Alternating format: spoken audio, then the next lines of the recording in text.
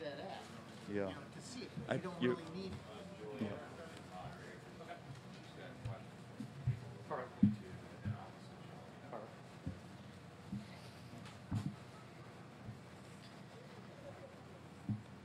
All right, welcome back, everyone. We are pleased to welcome three-time U.S. Open champion Tiger Woods to the interview area. Tiger, who has won 9 USGA championships, is making his 22nd U.S. Open appearance. We're going to go right here to the left. Tiger over here. Yeah. You haven't played a ton of golf this year, but for your last victory at Zozo, you were coming off a bit of a break then. How were you able to peak that week in particular? Right. And what has been missing maybe since then?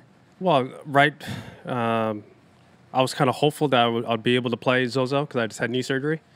And everything was kind of rounding into form. It felt pretty good. My knee felt a hell of a lot better.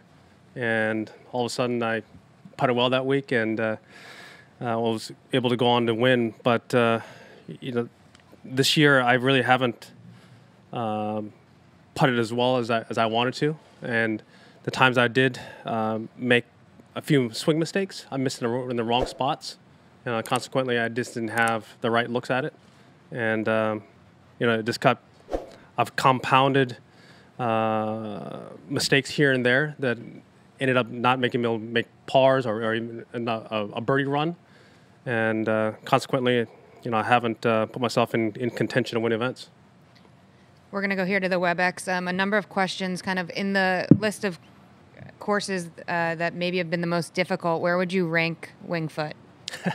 Well, I think it's right up there next to Oakmont and I think Carnoustie as far as just sheer difficulty without even doing anything to it. Yeah, I think those 3 golf courses and they can host major championships without ever doing anything to them. And this one or Oakmont here is either 1 or 2. Right here to Ann. Hi, Tiger. Yeah. Can you talk about your preparation for this golf course based on your previous performances here and the high winning scores here in the past? Yeah, well, I was able to come up here, right before I played in Boston, take a look at the golf course, and I was able to get my sight lines. This golf course is going to be one of the more difficult ones. The winning scores here have never traditionally been very low. I don't see that changing this week. The golf course is it's going to be hard. It depends on how difficult they want to set up these pins. Give us a chance at it. But with the forecast, it's going to be difficult no matter what. Another one from the WebEx. How much did a difficult venue like Olympia Fields in your last start help you prepare for Winged Foot? Yeah, Olympia Fields was hard. It was fast, dry, which is, unlike this golf course right now. It's going to obviously dry out, but the rough is very sticky here and very thick and lush.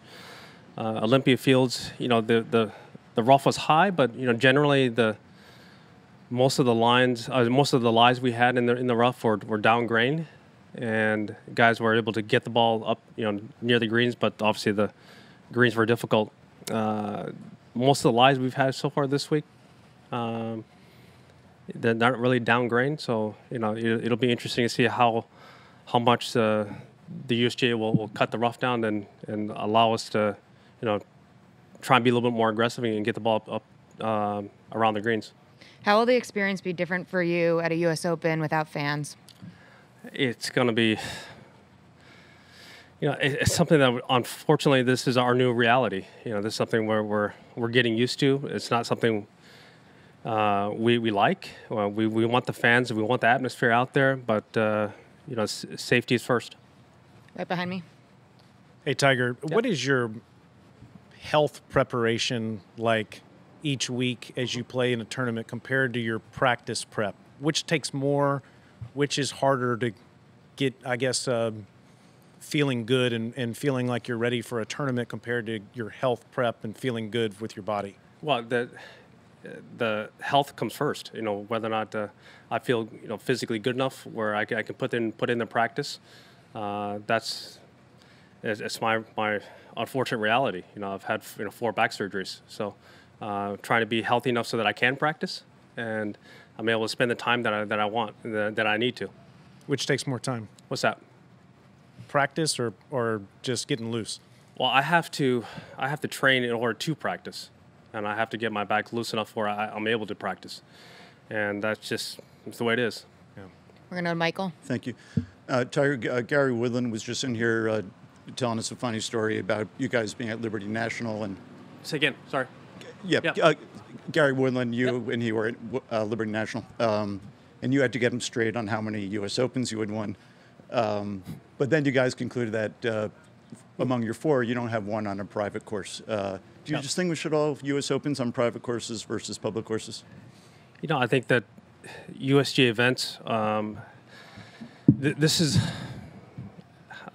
I gotta put this. This year is unique, is that we don't have a lot of qualifiers, and we don't have the access into the event like we've had in years past. Whether we play on a public course or private course is irrelevant.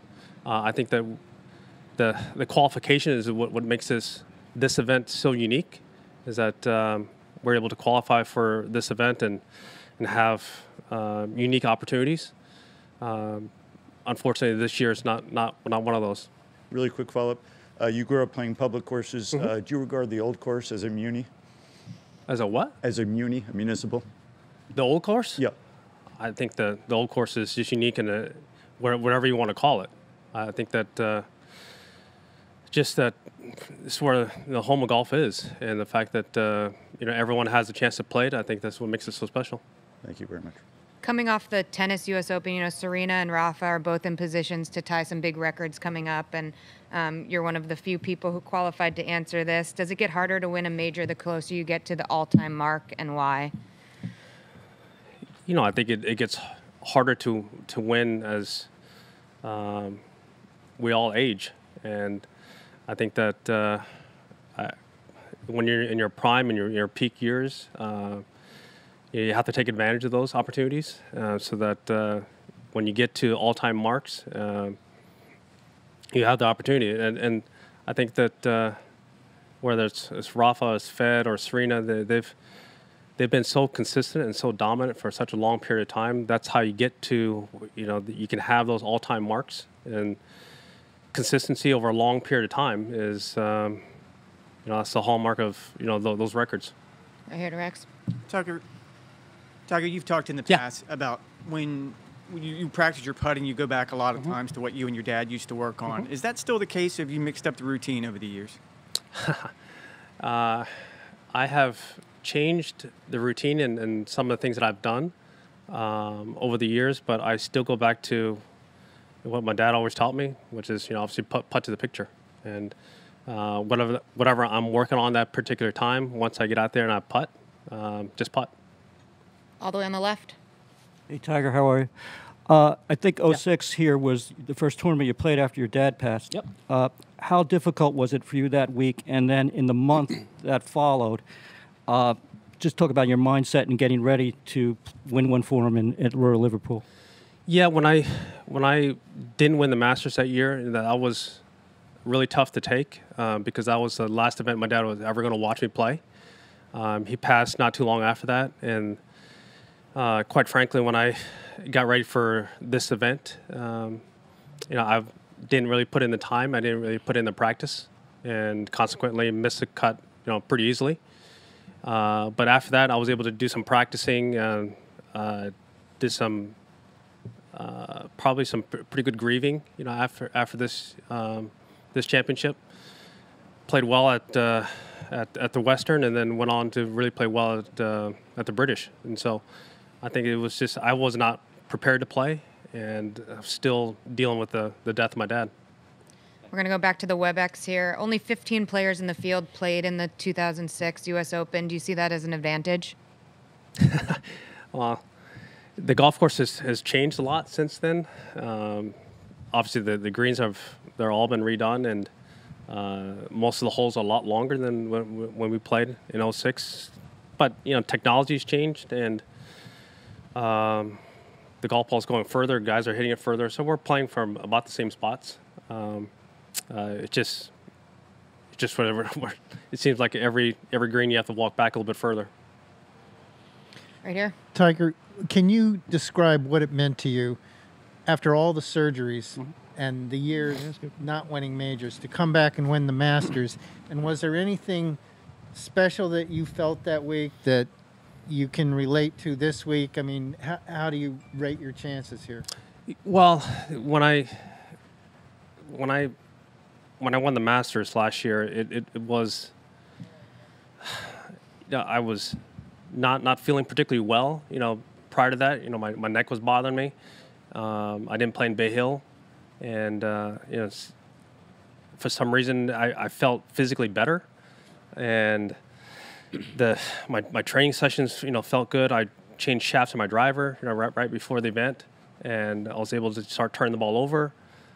And then all of a sudden, I put myself in contention, and I wasn't leading, but I was near the lead. And each day, I progressively got a little bit better. And come Sunday, I put all the pieces together. And if I could, quick follow up. Several players here have said that of all the people out on tour, you feed off the fans more than anyone. So in that regard, I know you said you miss them, but in that regard, how much do you miss the fans? Well, for me in particular, I miss the energy and just the positiveness that the fans bring, and just that electricity. But that's something that I've been playing in front of for over 2 decades, and so that's something I've been a part of, and I've been lucky enough to have been a part of that. What we're dealing with right now is not what we all want, but it's our reality, and it's the energy. It's just not quite. It's not quite the same without the fans. Right here to Bruce. Tiger, even without the fans, is there something special about coming back to the New York metropolitan area and playing? Yeah, I think that this area has some of the best golf courses on the planet, and but also what makes coming up here is and being a part of these events are the fans and the energy that this entire area brings, and they love sports, and it's a shame that we're not going to have that atmosphere out here this particular week, but obviously everyone will be watching and be supporting at home or wherever is the safest. Still meaningful to you that a lot of these fans will be rooting for you even if they're home? Absolutely, it is.